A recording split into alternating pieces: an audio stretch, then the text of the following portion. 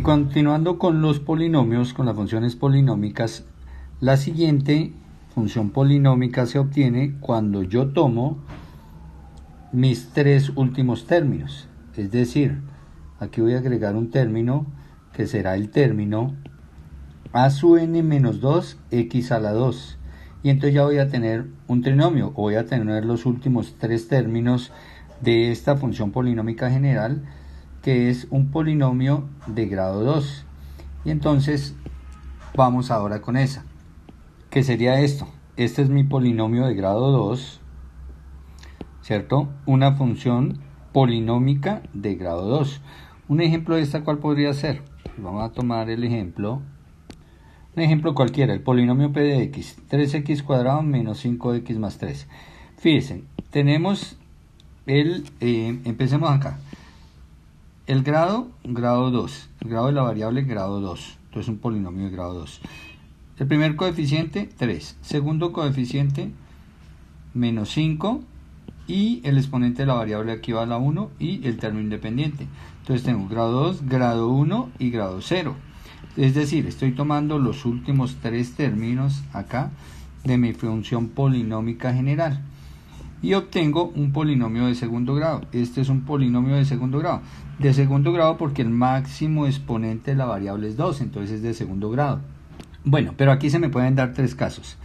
Que el polinomio sea el de ese ejemplo. Aquí dicen que están los tres términos del polinomio de grado 2. Pero puede ser que yo tenga, otro ejemplo podría ser que yo tenga el polinomio en esta forma.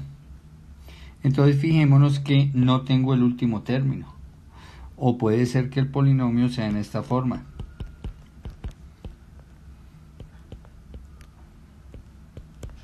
Entonces fijémonos, aquí no tenemos el término del centro, no tenemos este término, el término central.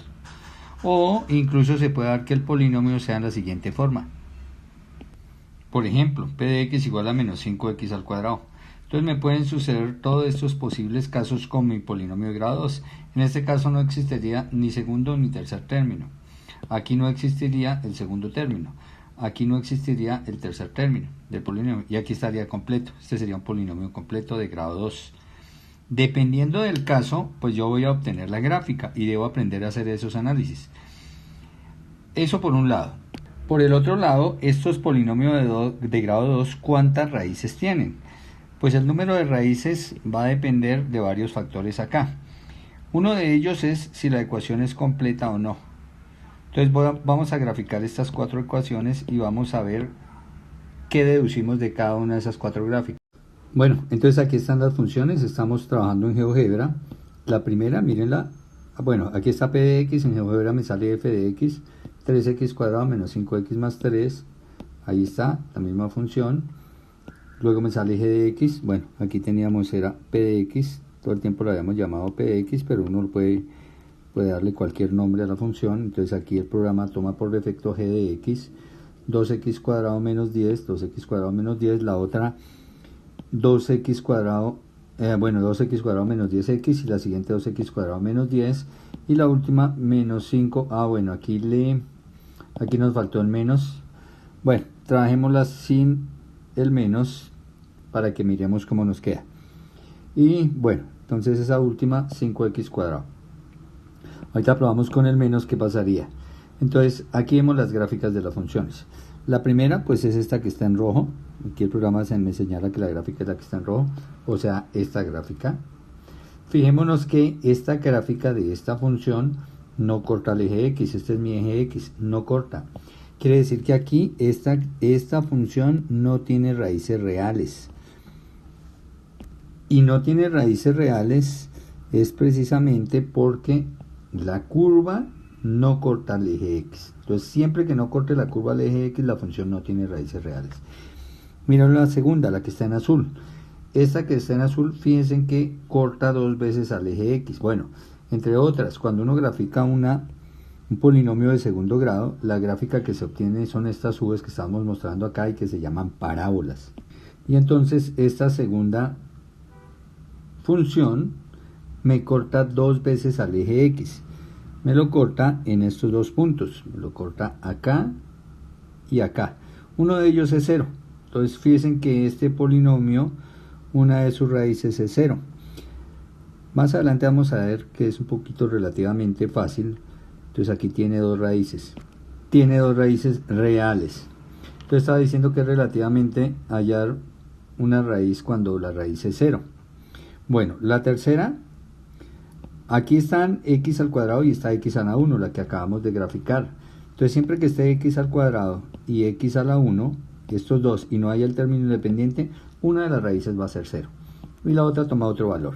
Ahora, en esta, cuando está 2x cuadrado menos 10, 2x cuadrado menos 10, que es la que está en naranja.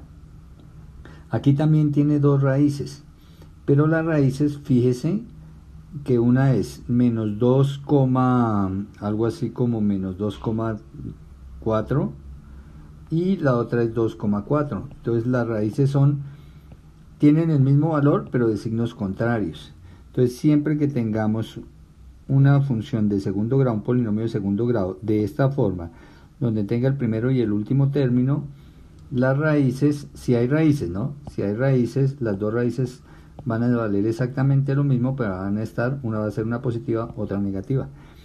Claro que si este número es mayor que 0, toda esta gráfica vamos a ver más adelante que se va a correr hacia arriba y que no van a existir raíces reales en esta. Pero cuando existen dos y una es positiva y la otra es negativa. Y para el último, que es la que está en verde, 5x cuadrado, cuando está el solo término en x cuadrado, fíjense que ese polinomio, esa gráfica de ese polinomio, de esa función polinómica, va a arrancar en el origen. Siempre que esté solo la función x al cuadrado y que no hayan los otros dos términos, siempre va a arrancar aquí en el origen. Y vamos a decir que tiene dos raíces reales repetidas y que las raíces son 0. Aunque realmente una sola vez está tocando ahí al eje. Bueno, y ahí está la conclusión. Entonces decíamos, si llega a tener raíces, son de signo contrario, y si está solo el término en x cuadrado, entonces siempre va a partir del origen la gráfica, la parábola. Y eso es lo que se da con las funciones de segundo grado, con los polinomios de segundo grado. Ahora, en estos polinomios de segundo grado, además de las raíces, o sea, de los puntos donde la curva me va a cortar o no me va a cortar al eje X, además de las raíces también es importante ver este punto.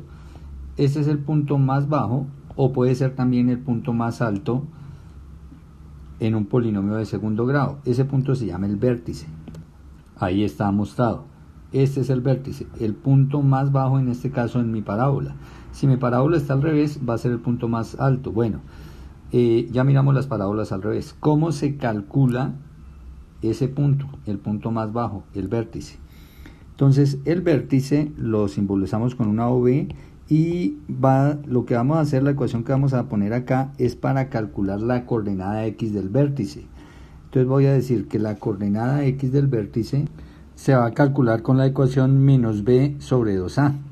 Entonces miremos, la coordenada x quiere decir que si este es el vértice y nos proyectamos hacia el eje x acá, aquí hay un valor en x sobre el eje x exactamente enfrente de donde está el vértice. Entonces, ¿cómo voy a encontrar este valor x acá?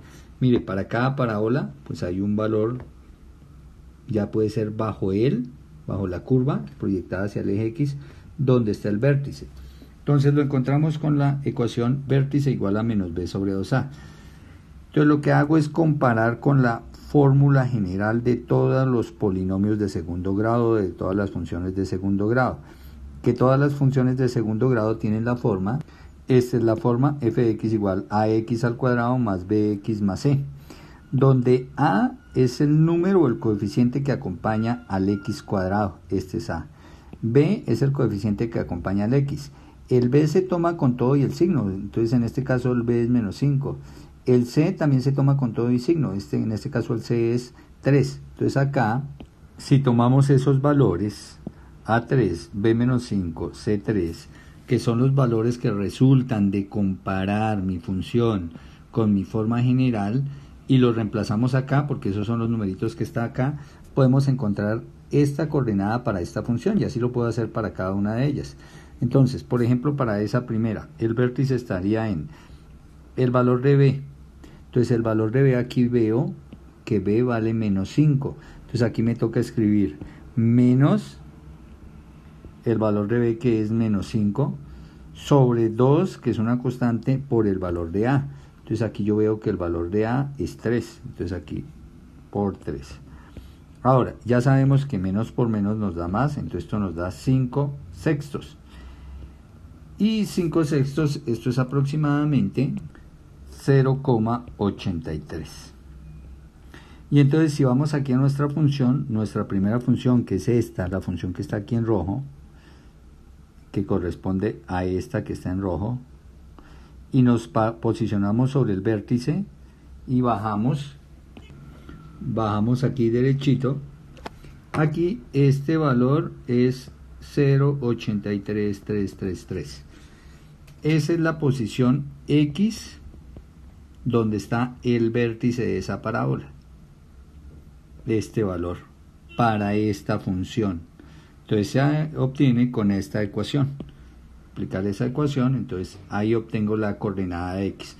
Obviamente, si quiero conocer la coordenada de Y, porque recuerden que este punto es el vértice es un punto en el plano XY, tiene coordenada X y tiene coordenada Y. Si yo necesitara saber esa coordenada Y, simple proyectaría hacia acá, este sería el valor de la coordenada Y, pues lo único que tengo que hacer es traer ese valor y reemplazarlo acá.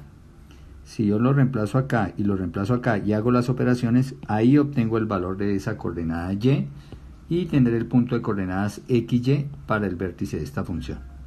Por último, dos cosas más. Por ejemplo, ¿cómo hallo el vértice en este? Entonces yo la comparo con la forma general ax cuadrado más bx más c. Sencillamente, como aquí no está bx, sería 0x, como no está c, sería 0 también. Quiere decir que acá b vale 0 y c vale 0. Entonces cuando yo venga y reemplace en esta ecuación, entonces me queda menos b, o sea, nos quedaría menos 0, pero el 0 pues no es ni positivo ni negativo, me quedaría 0 en el numerador, sobre 2 por el valor de a.